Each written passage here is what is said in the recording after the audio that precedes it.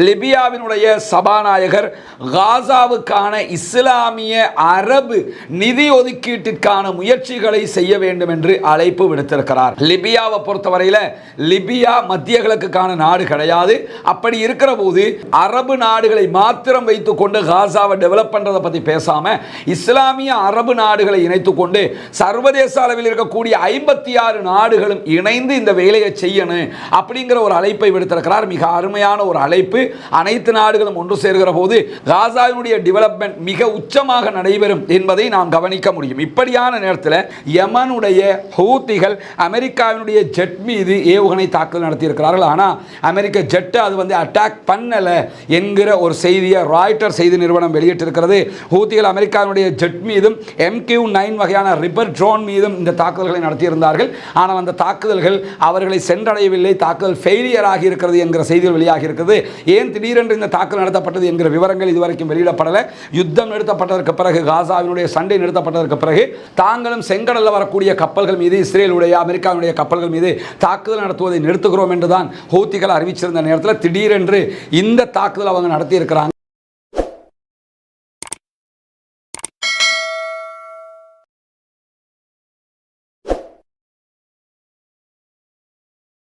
அஸ்ஸலாமு அலைக்கும் வரஹ்மத்துல்லாஹி வபரகாத்துஹு. அன்பிற்கினிய சகோதர சகோதரிகளே, நம் அனைவர் மீதும் ஏக இறைவனுடைய அமைதியும் கருணையும் உண்டாகட்டுமாக என்கிற உயரிய பிரார்த்தனைகளோடு 36வது நாளாக காசாவினுடைய சீஸ்ஃபயர் யுத்த நிறுத்த ஒப்பந்தம் ஏற்பட்டு 36வது நாளாக யுத்தம் ஆரம்பித்து 506 நாட்களாக என்னவெல்லாம் நடந்திருக்கிறது என்கிற செய்திகளை பார்த்து வருகிறோம். அந்த அடிப்படையில் இன்றைய நாளில் நடைபெற்றிருக்கக்கூடிய மிக முக்கியமான செய்திகளைத்தான் பார்க்க இருக்கிறோம். காசாவினுடைய நிகழ்வுகளை பொறுத்தவரையில் தொடர்ச்சியாக எப்படியாவது இந்த யுத்த நிறுத்தத்தை மீறிவிட வேண்டும், யுத்தம் ஒன்று மீண்டும் ஆரம்பிக்கப்பட வேண்டும் என்பதில் பெஞ்சமின் நெதன்யாகு மிக கவனமாக செயல்படுகிறார் என்பது மிக தெளிவாக அத்தனை பேருக்கும் தெரியக்கூடிய வகையில் அமைந்திருக்கிறது. இதே நேரம் இந்த சமாதான உடன்படிக்கையை பாதுகாத்து விட வேண்டும், அங்கிருக்கக்கூடிய பணைய கைதிகளை மீட்டுக் கொள்ள வேண்டும், பாலஸ்தீன கைதிகளையும் விடுவித்துக் கொள்ள வேண்டும் என்பதில் பாலஸ்தீன மக்களும் பாலஸ்தீன இராணுவமும் இஸ்ரேலிய மக்களும் இஸ்ரேலில் இருக்கக்கூடிய அரசியல் தலைவர்களும் மிக நுணுக்கமாக செயல்படுகிறார்கள் என்பதும் பார்ப்பதற்கு புரிகிறது. ஒரே ஒரு மனிதனுடைய அரசியல் ஆர்வத்திற்காக, அரசியல் அதிகாரத்தை தக்க வைத்துக் கொள்வதற்காகத்தான் இவ்வளவு இழுபறியான ஒரு செயல்பாடு நடக்கிறது என்பது சர்வதேசமே இன்றைக்கு கண்டிக்கக்கூடிய ஒரு நிலையாக மாறியிருக்கிறது. காரணம் என்னன்னா, நமக்கு தெரியும், நேற்றைய தினம் 6 பேரை பாலஸ்தீன விடுதலை இராணுவம் விடுதலை செய்திருந்தார்கள், இஸ்ரேலுடைய பணைய கைதிகளாக பிடிக்கப்பட்டவர்கள். இந்த 6 பேரும் விடுதலை செய்வதற்கு பதிலாக 602 பேரை இஸ்ரேல் விடுதலை செய்ய வேண்டும் என்கிற நிலையில் 6 பேரை பாலஸ்தீன விடுதலை அமைப்பு விடுதலை செய்திருந்தது. 602 பேரை இதுவரைக்கும் இஸ்ரேல் விடுதலை செய்யவில்லை.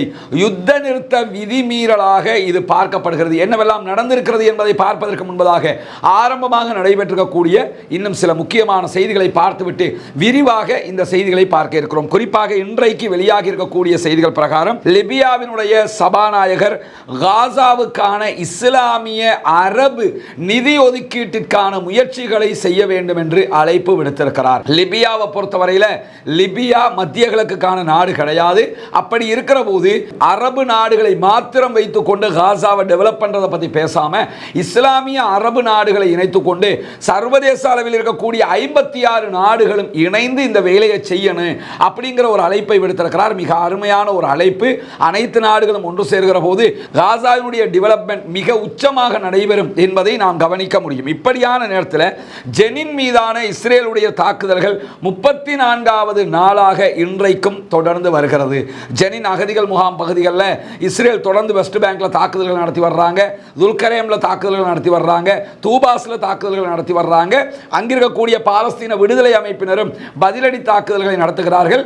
ஆனால் இந்த தாக்குதல்கள் தொடர்ந்து இஸ்ரேலால் நடத்தப்பட்டு வருவது என்பதுதான் நாம் பார்க்கக்கூடிய மிக முக்கியமான செய்தியாக இருக்கிற. அதே நேரத்தில் இஸ்ரேலிய குடியேறிகள், செட்லர்ஸ் சொல்லுவாங்க, இவர்கள் பாலஸ்தீனத்தை கைப்பற்றுகிறவர்கள், ராணுவம் அடிச்சு நொறுக்கினதுக்கு பிறகு இது எங்க இடம்னு உட்கார்ந்துக்குவாங்க. இந்த மாதிரியான குரூப் இன்றைக்கும் புனிதமிக்க மஸ்ஜிதுல் அக்ஸாவினுடைய இஸ்லாமியர்கள் தொழுகைக்காக ஒதுக்கி இருக்கக்கூடிய பகுதிகளுக்குள் நுழைந்து அவர்களுடைய டல்முதிக் என்று சொல்லக்கூடிய வணக்க வழிபாடுகளில் ஈடுபட்டிருக்கிறார்கள். இருக்கிறார்கள், மஸ்ஜிதுல் அக்ஸாவினுடைய பகுதிகள் மீது தாக்குதல்களை நடத்தி இருக்கிறார்கள் என்கிற செய்திகளும் இன்றைக்கும் வெளியாகி இருக்கிறது. இப்படி பல செய்திகள் வெளியாகி கொண்டிருக்கக்கூடிய நேரத்தில் தான் இஸ்ரேலிய பிரதமர் பெஞ்சமின் நெத்தன்யாகு வெளியிட்ட அறிக்கை தான் தற்போது சூடு பிடித்திருக்கக்கூடிய பரபரப்பான நிலையை உண்டாக்கி இருக்கிறது. அந்த அறிக்கையில் அவர் என்ன சொல்றாருன்னா, தொடர்ந்தும் பாலஸ்தீன விடுதலை அமைப்பினர் யுத்த நிறுத்த விதிமீறல்களில் ஈடுபட்டு வருகிறார்கள், எங்களுடைய பணைய கைதிகளை அவர்கள் இழிவுபடுத்துகிறார்கள், இதை நாங்கள் ஏற்றுக்கொள்ள முடியாது, இது அரசியல் படுத்தப்பட்ட ஒரு நிகழ்ச்சி நிரலாக இருக்கிறது, நேற்றைய தினம் கைதிகள் விடுதலையின் போது கூட இதுதான் நடைபெற்றது, எனவே நாங்கள் இதை தொடர முடியாது என்று சொல்லி உடனடியாக பாலஸ்தீன மக்களை விடுதலை செய்வதை அவர் இடைநிறுத்தி இருக்கிறார். கேபினெட்ல பேசித்தான் இதை செய்திருப்பதாக அவர் அறிவித்தும் இருக்கிறார். இந்த நிலையில என்ன நடந்தது என்று பார்த்தீங்கன்னு சொன்னா, உடனடியாக ஆஃபர் சிறைச்சாலைகளில் இருந்த இஸ்ரேலிய ராணுவம், இந்த விடுதலைக்காக வந்து நின்ற ராணுவம், அவர்கள் வெளியேறிவிட்டார்கள். ஆஃபர் சிறைச்சாலைக்கு வெளியிலே தங்களுடைய அன்புக்குரியவர்கள் வருவார்கள் என்று சொல்லி காத்திருக்கக்கூடிய 602 சகோதரர்களுடைய ஃபேமிலி குடும்ப மெம்பர்ஸ் தான் நீங்க பார்க்குறீங்க. இவங்க எல்லோருமே தங்களுடைய மக்கள் சிறைகளிலிருந்து வெளியேறுவார்கள் என்று சொல்லி சிறைகளுக்கு வெளியிலே காத்து கொண்டிருக்கக்கூடியவர்கள். ஆனால் அவர்களை விடுதலை செய்ய மாட்டோம் என்று சொல்லி இஸ்ரேல் அறிவித்திருக்கிறது. இது உண்மையிலேயே சர்வதேச விதிமீறல் மட்டுமல்ல, சர்வதேச உடன்படிக்கையின் பிரகாரம் யுத்த நிறுத்த தெளிவான விதிமீறலாக இருக்கிறது. இப்படியான இடத்துல இஸ்ரேலுடைய இந்த செயல்பாடு மத்தியஸ்தர்களுக்கு, இந்த சமாதான உடன்படிக்கையை முன்கொண்டு போகிற கத்தார், எகிப்துக்கு மிகப்பெரிய ஒரு பின்னடைவாக மாறி இருக்கிறது. அது மட்டுமல்லாமல் இந்த நெத்தன்யாகுவினுடைய அறிக்கை எதை பற்றி சொல்லுது என்பது தெளிவாக இல்லை என்று சொல்லி பல நாடுகளும் பேசுகிறார்கள். ஒரு மூடலான அறிக்கையை அவர்கள் வெளியிட்டிருக்கிறார்கள். அந்த அறிக்கையை பார்க்கும்போது நெத்தன்யாகு என்ன சொல்றாருன்னா, இந்த கைதிகள் விடுதலை என்பது நேர்மையாக இருக்கணும் அப்படின்னு சொல்லி சொல்றாரு. நேர்மையாக இருக்கணும்னா எதை சொல்றாரு, யாரை சொல்றாரு, என்ன விவகாரத்தை சொல்றாரு என்பதை அவர் குறிப்பிடவில்லை. அதே மாதிரி முதல் கட்டத்தை விரிவுபடுத்துகிற தன்னுடைய நோக்கத்தை பற்றி அவர் பேசுகிறாரா என்கிற ஒரு கேள்வியும் எழுகிறது. முதல் கட்டம்னா இந்த யுத்த நிறுத்த உடன்படிக்கை எதிர்வருகிற மார்ச் மாதம் 1ஆம் தேதி முடிவுட்டு 2ஆம் தேதியோட 2ஆம் கட்ட யுத்த நிறுத்த நடவடிக்கையினுடைய அடுத்த கட்டத்துக்கு போயிடும். 3ஆம் கட்டம் வரும்போது நிரந்தர யுத்த நிறுத்தம் ஆயிரும். 2ஆம் கட்டத்துக்கு போகாம மார்ச் 1 முடிகிறத உதாரணமா ஒரு ஏப்ரல் 1 இன்னொரு ஒரு மாசத்துக்கு பின்னாடி எடுத்தாங்கன்னா 32 பேருக்கு பதிலாக இன்னும் ஒரு 10 பேரை விடுதலை செய்யுங்க என்கிற ஒரு கோரிக்கை அவங்க வைப்பாங்க. இந்த 10 பேர் விடுதலை இந்த நாட்களுக்குள்ள முதல் கட்டத்துக்குள்ள எக்ஸ்ட்ரா விடுதலை பண்ணினாங்கன்னா பாலஸ்தீனத்துக்கு என்ன நஷ்டம் ஏற்படும் என்று சொன்னா, 3ஆம் கட்டம் இருக்கக்கூடிய நிரந்தர யுத்த நிறுத்தம் என்பதை அடைய முடியாது. இது 40 நாள் முடிஞ்சிருச்சு, அதுக்கு பிறகு இன்னொரு 40 நாள், 3ஆம் கட்ட 40 நாளோட யுத்தமே நடக்காது, தனி நாட்டை பற்றி தான் பேசணும் என்கிற கேள்வி வந்துவிடும். அதனால இதை நீட்டிச்சு கொள்றதுக்கு அவர் முயற்சி பண்றாரா இந்த அறிக்கையினூடாக என்கிற கேள்விகளும் இந்த இடத்துல எழுவது மட்டுமல்லாமல், இந்த காலகட்டத்துக்குள்ள மேலதிகமான பணைய கைதிகளை மீட்டுக் கொள்வதற்கு அவர் ட்ரை பண்றாரா என்கிற கேள்வியும் எழுவதாக மர்வான் பிஷாரா உள்ளிட்ட அல் ஜசீராவினுடைய பிரபல ஆய்வாளர்களும் இந்த கேள்வியை எழுப்புவது மட்டுமல்லாமல், ஒவ்வொரு சனிக்கிழமையும் பாலஸ்தீன விடுதலை அமைப்பினர் நடத்துகிற இந்த கைதிகள் பரிமாற்ற விழாக்களை பற்றி அவர் பேசுகிறாரா என்கிற கேள்விகளும் எழுந்திருக்கிறது. இதை பார்த்து முடிய நமக்கு தெரிகிற ஒரு விஷயம் என்னன்னு கேட்டா, பெஞ்சமின் நெத்தன்யாகுவுக்கு பிரச்சனையாகிறது வேற எதுவும் கிடையாது. பாலஸ்தீன விடுதலை அமைப்பினர் இந்த விடுதலை செய்யும் போது ஒரு மேடையை அமைச்சு அதுல தேவையான செய்திகளை சொல்லி சர்வதேச ஊடகங்களுடைய பார்வைக்கு விடுதலை பண்றாங்களா இல்லையா, இதுதான் அவருக்கான பிரச்சனை. ஏன்னா இது மிகப்பெரிய ஒரு எஃபெக்டை காசாவுக்குள்ள மட்டுமில்லை, சர்வதேசத்தில் மட்டுமில்லை, இஸ்ரேலுக்குள்ள உண்டாக்கி கொண்டிருக்கிறது. பாலஸ்தீன விடுதலை அமைப்புனா யாருங்கிறது காட்சிப்படுத்தப்படுகிறது என்பது அவருடைய மிகப்பெரிய இழப்பாக மாறி நிற்கிறது. ஏன்னா நேற்றைய தினம் விடுதலை பண்ணும்போது அந்த வீடியோக்களை இந்த யூடியூபினுடைய நிபந்தனைகள் பிரகாரம், அவங்க வச்சிருக்கக்கூடிய சட்டத்திட்டங்கள் பிரகாரம் நமக்கு இங்கே வெளியிட முடியாது. அந்த வீடியோக்களை நீங்கள் அல் ஜசீராவினுடைய அரபு ஆங்கில பக்கங்களில் போய் பார்க்கலாம். நிறைய இன்றைக்கு வாட்ஸ்அப்பில் ஃபேஸ்புக்கில் எல்லாம் பரவக்கூடிய வீடியோ தான். அந்த கைதிகளை விடுதலை பண்ணும்போது இஸ்ரேலுடைய ஒரு பணைய கைதியாக இருந்த ஒரு இளைஞர் என்ன பண்றார், பாலஸ்தீன விடுதலை அமைப்பினுடைய ராணுவத்தினரை கட்டி அணைத்து நெத்தியிலே முத்தமிடுகிறான். அப்படி முத்தமிட்டு விட்டு தான் அவன் கடந்து செல்கிறான். இது மிகப்பெரிய ஒரு தாக்கத்தை எல்லார் மத்தியிலையும் உண்டாக்கி விட்டது. ஏன்னா டொனால்ட் ட்ரம்ப் இன்னைக்கு வெளியிட்டிருக்கக்கூடிய அறிக்கையில் கூட என்ன சொல்றாருன்னா, நாங்கள் எல்லா பணைய கைதிகளை மீட்டு கொண்டு வருவோம். ஏன்னா அங்கிருந்து வரக்கூடிய பணைய கைதிகள் எல்லாம் நோயாளியா வர்றாங்க, ரொம்ப துன்புறுத்தப்பட்டிருக்கிறாங்க, அப்படி பண்ணப்பட்டிருக்காங்க, இப்படி பண்ணப்பட்டிருக்காங்கன்னு சொல்றாரு. ஆனா உண்மையிலே வரக்கூடியவங்க எப்படி வர்றாங்கிறது முழு ஊடகத்திற்கு காட்டி தான் அவங்க வெளியிடுறாங்க. நோயாளிகளாக, உடல் நலிந்தவர்களாக, கஷ்டப்பட்டவர்களாக இஸ்ரேலுடைய ஆஃபர் சிறையிலிருந்து வர்ற பாலஸ்தீனர்கள் இருக்கிறார்கள். காசாவிலிருந்து போறவங்க அப்படி இருக்கிறாங்கன்னா அப்படி கிடையாது. அவங்க ரொம்ப திட்ட தெளிவாக, திடகாத்திரமாக, உற்சாகமாக, நோயில்லாதவர்களாக போகக்கூடிய காட்சிகளை தான் தொடர்ந்து சர்வதேச ஊடகங்கள் காட்டிக் கொண்டிருக்கிறது. அப்படி என்றால் டொனால்ட் ட்ரம்ப்பும் பச்சை பொய்ய சொல்றாரு, எல்லோரும் பச்சை பொய்ய சொல்றாங்கிறத இப்படியான விழாவாக அதை நடத்தி தங்களுடைய நேர்மையை காட்டி மக்களை விடுதலை செய்து பாலஸ்தீன விடுதலை அமைப்பு உலகத்திற்கே பறைசாற்றி கொண்டிருக்கிறது. இதை பார்க்கும்போது என்ன தோணும்? இஸ்ரேலுடைய மக்களுடைய நிலை என்ன? நம்ம மக்களை இவ்வளவு கண்ணியப்படுத்தி அனுப்புறாங்களே, நம்ம மக்களை அவங்களை முத்தமிட்டு வர்றாங்கன்னா எவ்வளவு கண்ணியமாக அவங்க நடந்திருப்பாங்க என்கிற பார்வை இஸ்ரேலுக்குள் உண்டாக்கப்படுகிறது. எனவே அவர்களுக்கு மீண்டும் யுத்தத்திற்கு போக முடியாது, மீண்டும் காசாவை காட்டி அரசியல் செய்ய முடியாது. இதனால தான் பெஞ்சமின் நெத்தனியாகு என்ன பண்றாருன்னு சொன்னா, இந்த கைதிகள் விடுதலையில் பின்னடைவை உண்டாக்குகிறார், பாலஸ்தீன மக்களை விடுதலை செய்ய மாட்டேன் என்று சொல்லிக் கொண்டிருக்கிறார் என்பதை நாம் தெளிவாக உணர முடிகிறது. இப்படியான நேரத்தில் ட்ரம்பினுடைய அறிக்கை, நான் ஏற்கனவே சொன்ன அறிக்கை வெளியாகி இருக்கிறது. அனைத்து பணைய கைதிகளை நாங்கள் வீட்டுக்கு அழைத்து வருவோம் என்று சொல்கிறார். அவர் ஒன்றும் அழைச்சிக்கிட்டு வர முடியாது, இவங்க கொடுத்தா மட்டும் தான் கொண்டு வர முடியும் என்பது சர்வதேசத்திற்கு தெரிந்த ஒரு விவகாரமாக இருக்கிற அதே நேரம் 602 பேர் விடுதலை ஆவார்கள் என்று அறிவித்திருந்தாங்க. அவங்களை இன்னும் விடுதலை பண்ணாம இஸ்ரேல் இடைநிறுத்தி இருக்குது. இந்த 602 பேருக்குள்ள ஒரு முக்கியமானவரும் விடுதலை செய்யப்பட இருந்தார். அவர்தான் நிஹால் பர்கௌத்தி என்கிறவர். இவர் யார் என்று சொன்னால் 45 ஆண்டு காலமாக சிறைவாசம் அனுபவிக்கிறார். அது மட்டுமல்லாமல் நிஹால் பர்கௌத்தி உலகத்திலேயே மிக நீண்ட கால சிறை கைதி என்கிற பெயரை பெற்றிருக்கிறார். இப்படி யாருமே மிக நீண்ட காலம் சிறையில் வாழ்ந்ததே கிடையாது. 45 ஆண்டு காலம் சிறையில் இருக்குதுங்கிறது நினைச்சு கூட பார்க்க முடியாத ஒன்றாக இருக்கிறது. ஒரு மனிதனுடைய முக்கால்வாசி வாழ்நாளை அதற்குள்ள போயிடும். 2011ஆம் ஆண்டு நடைபெற்ற கைதிகள் பரிமாற்றம், இஸ்ரேல் ராணுவத்தை பாலஸ்தீனில் கைது பண்ணியிருந்தாங்க. அவங்களை கொடுத்து போட்டு அங்கிருக்கக்கூடிய சிறை கைதிகளை விடுவித்ததில் இதே நிஹால் பர்கௌத்தியும் விடுவிக்கப்பட்டிருந்தார். 3 வருஷத்துக்கு பிறகு மீண்டும் அவர் கைது செய்யப்பட்டார். கைது செய்யப்பட்டது மட்டுமல்லாமல் அவர் கைது செய்யப்படுறதுக்கு முன்பதாக அவருடைய மனைவியோடு அவர் வெறும் 32 மாதங்களை மாத்திரம்தான் கழித்திருந்தார் என்கிற செய்திகளும் இன்றைக்கு வெளியாகி இருக்கிறது. இன்ஷா அல்லாஹ் பொறுத்திருந்து பார்ப்போம். இப்படியான சகோதரர்களும் இதில் வெளியாக இருக்கிறார்கள், விடுதலையாக இருக்கிறார்கள். அந்த விடுதலைகளை நடைபெற வேண்டும். இந்த மக்கள் எல்லாம் அதற்காகத்தான் காத்து கொண்டிருக்கிறார்கள் என்கிற செய்திகளும் தொடர்ந்து வெளியாகிற நேரத்தில் இன்றைய தினம் அமெரிக்க பல்கலைக்கழகத்தினுடைய துணை பேராசிரியராக செயல்படக்கூடிய அரிகாட்டினுடைய ஒரு அறிக்கையை அல் ஜசீரா ஒளிபரப்பி இருக்கிறது. அதில் அவர் என்ன சொல்றாருன்னா, இந்த கைதிகள் விடுதலையை இஸ்ரேல் நிறுத்தியதை தொடர்ந்து பாலஸ்தீன மக்கள் விடுதலை பண்ண மாட்டோம் என்று ஸ்டாப் பண்ணியிருக்கிறதுனால பாலஸ்தீன விடுதலை அமைப்புக்கு மிகப்பெரிய சங்கடமாக அது மாறி இருக்கிறது என்ற ஒரு கருத்தை சொல்லியிருக்கிறாரு. ஒருபுறமாக பாலஸ்தீனுக்குள்ள தேவையான உணவுகள் நுழைகிறதுல பிரச்சனை வருகிறது. அதே மாதிரி அந்த மக்களுக்கு தேவையான வீடுகள் அமைக்கப்பட வேண்டியிருக்குது, மருத்துவங்கள் செய்யப்பட வேண்டியிருக்குது. அதற்கான தேவைப்பாடுகளும் இடைநிறுத்தப்படுவதற்கான வாய்ப்பு இருக்கிறதுனால அது மிகப்பெரிய சங்கடத்தை பாலஸ்தீன விடுதலை அமைப்புக்கு உண்டாக்கக்கூடிய ஒன்றாக இருக்கிறது என்று சொல்லிட்டு, இந்த பெஞ்சமின் நெத்தனியாகுவை பொறுத்தவரை எப்பொழுதுமே ஒரு இழிவான மனிதராகவே பார்க்கப்படுகிறார் என்கிற ஒரு காட்டமான அறிக்கையையும் அவர் இன்றைக்கு விடுத்திருக்கக்கூடிய காட்சிகளை நம்ம பார்க்கிற அதே நேரத்தில் இஸ்ரேலுடைய ஜனநாயக கட்சியினுடைய தலைவராக இருக்கக்கூடிய யாயர் கோலன் இன்றைக்கு வெளியிட்டிருக்கக்கூடிய அறிக்கையில் என்ன சொல்றாருன்னா, நெத்தனியாகு போர் நிறுத்த ஒப்பந்தத்தை வெளிப்படையாகவே மீறுகிறார். நம்முடைய பணைய கைதிகளை மீட்டுக்கிட்டு வர்றது அவருடைய நோக்கமே இல்லை, இது மிகப்பெரிய குற்றம் என்று சொல்லி இன்றைக்கு அவர்களும் கண்டித்திருக்கிறார்கள். இஸ்ரேலுக்குள்ளேயும் நிறைய ஆர்ப்பாட்டங்கள் நடைபெற்று வரக்கூடிய காட்சிகள் இன்றைக்கு வெளியாகி இருக்கிறது. இப்படி தொடர்ந்தும் இஸ்ரேலிய மக்களுக்கு எதிராகவே பெஞ்சமின் நெத்தனியாகு செயல்பட்டு வருகிறார் என்கிற செய்திகள் வெளியாகி கொண்டிருக்கக்கூடிய நேரத்தில் இன்றைய தினம் லெபனான்ல ஹிஸ்புல்லாக்களுடைய தலைவர் ஹசன் நஸ்ருல்லா மரணித்திருந்தார். இந்த யுத்தத்தின் போது கொல்லப்பட்டிருந்தார். அவருடைய ஜனாசா அடக்கம் செய்யப்படுகிற நிகழ்வு நடைபெறுகிறது. இந்த நிகழ்விலே ஹிஸ்புல்லாக்களுடைய மிக முக்கியமான தலைவராக இருந்த ஹாஷிம் சஃபீதீன் அவர்களுடைய ஜனாசாவும் அடக்கம் செய்யப்படுகிற நிகழ்வாக இது இருக்கு. இங்க நீங்க பார்க்கலாம், பிரம்மாண்டமான மேடை, நினைச்சு கூட பார்க்க முடியாத ஒரு மேடை. இது ஒரு ஓவல் ஷேப்ல இருக்கக்கூடிய மிக பிரம்மாண்டமான ஒரு ஸ்டேடியமாக இருக்கிறது.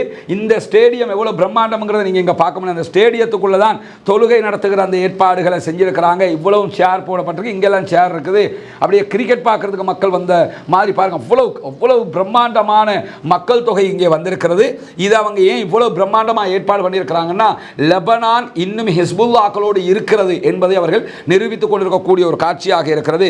இன்றைக்கு ஜனாசா அடக்கம் செய்யப்படுகிற இந்த நிகழ்வுக்காக ஈரானுடைய வெளிவிவகார அமைச்சர் அப்பாஸ் அராச்சி அவர்கள் லெபனானுடைய தலைநகர் பெய்ரூத்தினுடைய ரஃபீக் ஹரீரி விமான நிலையத்தை வந்தடைந்திருக்கிறார். அவரோடு இணைத்து ஈரானுடைய பாராளுமன்ற சபாநாயகராக இருக்கக்கூடிய ஹலிபாப் அவர்களும் வருகை தந்திருக்கிறார். அவங்க வரக்கூடிய டிப்ளமேட்டிக்ஸ் வரக்கூடிய காட்சிகளை தான் நீங்க பார்க்குறீங்க. இதில் ஹைலைட்டட் என்னன்னு சொன்னால், கடந்த 2 மாதமாக ஈரானுடைய எந்த விமானமும் பெய்ரூட்டில் ரஃபீக் ஹரீரி விமான நிலையத்தில் வந்து இறங்குவதற்கு முடியாது என்று சொல்லி லெபனானுடைய அதிகாரிகளும் இஸ்ரேலுடைய பேச்சை கேட்டுக்கிட்டு இறங்க விடாமல் தடுத்து கொண்டே இருந்தாங்க. இன்றைய தினம் இந்த 2 பேரும் 3 விமானங்களில் வந்து அடைந்திருந்தார்கள் லெபனானை. ஏன் 3 விமானங்களில் வந்தாங்கன்னா, இவர் ஒரு தனி விமானத்தில் வந்திருந்தார், இவர் ஒரு தனி விமானத்தில் வந்திருந்தார். ஒரே விமானத்தில் 2 பேருமே வரல. பாதுகாப்பு காரணங்கள் காரணமாக திடீரென்று ஒரு தாக்குதல் நடத்தப்பட்டாலும் ஒரே விமானத்தில் 2 பேரும் இருந்து அது ஆபத்தாக முடிந்துவிடக் கூடாது. 2 பேரும் தனித்தனி விமானங்களில் வந்தாங்க. இவங்க 2 பேருமே வருகிற போது தனியாக இன்னொரு விமானம் வந்திருந்தது. அதான் ஷாக் விமானம். அதை ஒரு ஷாக் ட்ரீட்மெண்ட் கொடுத்த விமானமாக இருந்தது. அதுக்கான காரணம் என்ன சொல்லப்படுதுன்னா, இன்கேஸ் ரஃபீக் ஹரீரி விமான நிலையத்தில் நீங்கள் தரையிறங்க கூடாது என்று சொல்லி லெபனானுடைய அதிகாரிகள் அறிவித்திருந்தாலும் இவங்க தரை இறங்குவாங்க. ஏன்னா அங்கே இருக்கக்கூடிய ரேடார் செட்டப்பை கண்காணிக்கக்கூடிய, அதை கேப்சர் பண்ணி இறங்குவதற்கு பலவந்தமாக இறங்குவதற்குரிய ஏற்பாடுகளை துணையாக வந்த விமானத்தில் இருந்து அதிகாரிகள் செயல்படுத்துவார்கள். கீழே இறங்க போறாங்க, கீழே விமான நிலையத்தில் இறங்குறதுக்கு விமான நிலையம் அனுமதி தரலன்னாலும் அவங்களை மீறி இவங்க இறங்குவாங்க. இறங்கும் போது வேற விமானங்கள் வந்து கிளாஷ் ஆகிடக்கூடாதுல்ல, முட்டி மோதிக்கொள்ள கூடாதுல்ல. அதற்காக வேண்டி ரேடார் கண்காணிப்பை கரெக்டாக அவர்களுடைய ரேடார் கண்காணிப்பை கேப்சர் பண்ற வேலையை யார் செய்வாங்கன்னா, 3வது விமானத்தில் வந்தவங்க செய்வாங்க. அப்படி என்ன புரிஞ்சுக்கிறோம்னா, ஈரானுடைய தொழில்நுட்பம் இன்னொரு நாட்டினுடைய ரேடாருக்குள்ள நுழைஞ்சி அவங்களோட ரேடாரையே கைப்பற்றுகிற அளவுக்கு, அதை கையில் எடுத்து வேலை பார்க்குற அளவுக்கு இருக்குது. அதை செய்யறதுக்கு தயாராக தான் வந்தாங்க. அது செய்கிற தேவை வரவில்லை. 3 விமானமும் பத்திரமாக தரையிறங்கி இருக்கிறது. இவர்களை இன்றைக்கு லெபனானுடைய ஜனாதிபதி அவர்களும் சந்தித்திருக்கிறார். அது மட்டுமல்லாமல் இன்றைக்கு அந்த ஜனாசா அடக்கம் பண்ணுகிற நிகழ்வில் 2 பேரும் கலந்து கொண்டு உரையாற்றி இருக்கிறார்கள். அந்த உரைகள் அவங்க என்ன சொன்னாங்க, ஹிஸ்புல்லா லீடர் என்ன சொன்னாருங்கிற விவகாரங்கள் எல்லாம் தனியாக ஒரு நம்ம பேசப்பட வேண்டியது இல்லைனா வீடியோ நீண்டுவிடும் என்பதால் அதை நம்ம இதுக்குள்ள சேர்க்க இல்லை. அதே நேரத்தில் இன்றைக்கு லெபனானில் ஹிஸ்புல்லாக்களுடைய தலைவருடைய இந்த இறுதி சடங்குகள் நடைபெற்றுக் கொண்டிருக்கக்கூடிய நேரத்தில் இஸ்ரேலுடைய ஜெட் விமானங்கள் லெபனானுக்கு மேலாக பறந்து செல்கிற காட்சிகள் வெளியாகி இருக்குது. ஏன்னா ஒரு த்ரெட்னை கொடுக்குறாங்க, ஒரு எச்சரிக்கையை கொடுக்குறாங்கன்னா, அதையெல்லாம் கணக்கட்டா இவங்கெல்லாம் வந்திருக்கவே மாட்டாங்க. இந்த ஈரானுடைய அதிகாரிகளை பொறுத்தவரையில் நாங்கள் போகவா வரவான்னு கேட்டுக்கிட்டு செய்கிற ஆட்கள் கிடையாது. இந்த வந்து இறங்க, நீ இறங்க விடலாட்டு நாங்கள் இறங்கும்டா, அந்த மாதிரி வந்து கெத்து காட்டிக்கிட்டு உள்ளே இறங்கியிருக்கிறாங்க. இந்த நேரத்தில் தான் அவர்களுடைய இஸ்ரேலுடைய ஜெட் விமானங்கள் பறந்து கொண்டு இருக்கிறது. அவங்களுடைய ஜெட் விமானம் பறந்து கொண்டு இருக்கக்கூடிய இதே நேரத்தில் ஈரான் சார்பாக கடந்த 2 வாரங்களாக ஈரானுடைய இராணுவ முகமைகள் ஒரு மிகப்பெரிய இராணுவ பயிற்சியில் ஈடுபட்டு வருகிறார்கள். திடீரென்று அமெரிக்காவோ இஸ்ரேலோ தங்கள் மீது தாக்குதல் நடத்தினால் அதை எப்படி தவிர்த்து கொள்வது, அதற்கு எதிரான தாக்குதல்களை எப்படி நடத்துவது என்பதற்கான பயிற்சிகளாக அது இருக்கிறது. இதில் ஸ்பெஷல் என்னன்னு கேட்டால், கடலுக்குள்ள நீர்மூழ்கி கப்பல்களில் இருந்து ஏவுகணைகள் ஏவப்பட்டால், நீர்மூழ்கி கப்பல்களில் இருந்து ஏவப்படுகிற ஏவுகணைகளை வானத்தில் பறந்து கொண்டே தடுப்பதற்கான சிஸ்டமேட்டிக் ஹெலிகாப்டரினூடாக பதில் தாக்குதல்களை நடத்தி தடுப்பதற்குண்டான டெக்னாலஜியை வளர்த்து கொண்டிருக்கிறது ஈரான். அந்த டெக்னாலஜியையும் அவங்க பயிற்சியில் ஈடுபடுத்தி பார்த்துருக்கிறாங்க. பெரிய அளவிலான ஒரு இராணுவ பயிற்சியாக இருக்கிறது. அது மட்டுமல்லாமல் நூற்றுக்கணக்கான டேங்குகளை வச்சு பயிற்சிகள் எடுக்கப்படுகிறது. நீர்மூழ்கி கப்பல்களை பயன்படுத்தி இவங்க பயிற்சிகளை எடுத்துக்கொண்டிருக்கிறார்கள். ட்ரோன் கேரியர் கப்பல்களில் இருந்து ட்ரோன் ஏவுறதுக்குன்னு தனி கப்பலை வச்சுக்கிட்டு என்ன பண்ணுறாங்கன்னா பயிற்சிகளில் ஈடுபடுறாங்க. இப்படி பலவிதமான பயிற்சிகளிலும் அவர்கள் இன்றைக்கு ஈடுபட்டு கொண்டிருக்கக்கூடிய நேரத்தில் தான் ஹசன் நஸ்ருல்லாவுடைய ஜனாசா அடக்க நிகழ்வு நடைபெறுகிறது. அங்கே இந்த 2 பேரும் போயிருக்கிறாங்க. போயிருக்கும் போது இஸ்ரேல் அப்படி ஒரு வேலையை பார்த்த நேரத்தில் நாங்களும் இருக்கிறோம்டா அப்படின்னு சொல்லி பதிலுக்கு இவங்களும் அந்த வேலையை பார்த்திருக்கும் போது, இன்றைக்கு வெளியாக இருக்கக்கூடிய இன்னொரு தகவல் பிரகாரம் யமனுடைய ஹூத்திகள் அமெரிக்காவினுடைய ஜெட் மீது ஏவுகணை தாக்குதல் நடத்தியிருக்கிறார்கள். ஆனால் அமெரிக்க ஜெட்டை அது வந்து அட்டாக் பண்ணலை என்கிற ஒரு செய்தியை ராய்ட்டர் செய்தி நிறுவனம் வெளியிட்டிருக்கிறது. ஹூத்திகள் அமெரிக்காவினுடைய ஜெட் ஜெட் மீதும் MQ-9 வகையான ரிப்பர் ட்ரோன் மீதும் இந்த தாக்குதல்களை நடத்தியிருந்தார்கள். ஆனால் அந்த தாக்குதல்கள் அவர்களை சென்றடையவில்லை, தாக்குதல் ஃபெயிலியர் ஆகி இருக்கிறது என்கிற செய்திகள் வெளியாகி இருக்கிறது. ஏன் திடீரென்று இந்த தாக்குதல் நடத்தப்பட்டது என்கிற விவரங்கள் இதுவரைக்கும் வெளியிடப்படலை. யுத்தம் நிறுத்தப்பட்டதற்கு பிறகு, காசாவினுடைய சண்டை நிறுத்தப்பட்டதற்கு பிறகு தாங்களும் செங்கடலில் வரக்கூடிய கப்பல்கள் மீது, இஸ்ரேலுடைய அமெரிக்காவுடைய கப்பல்கள் மீது தாக்குதல் நடத்துவதை நிறுத்துகிறோம் என்றுதான் ஹூத்திகள் அறிவிச்சிருந்த நேரத்தில் திடீரென்று இந்த தாக்குதல் அவங்க நடத்தி இருக்கிறாங்க. இது தொடர்பான மேலதிக தகவல்கள் வரும்போது உங்களோடு நாம் அதை பகிர்ந்து கொள்ள தயாராக இருக்கிறோம். பாலஸ்தீனம் வெற்றி பெற வேண்டும், பாலஸ்தீனம் சுதந்திரம் அடைய வேண்டும், பாலஸ்தீன மக்கள் நம்மை போன்ற நிம்மதியானவர்களாக மாற வேண்டும் என்கிற உயரிய பிரார்த்தனைகளோடு பாலஸ்தீன மக்களுக்காக துஆ செய்ய மறந்து விடாதீர்கள். ஜனநாயக ரீதியாக அந்த மக்களுக்காக குரல் எழுப்ப மறந்து விடாதீர்கள். வாகிறது அல்ஹம்துலில்லாஹி ரப்பில் ஆலமீன்.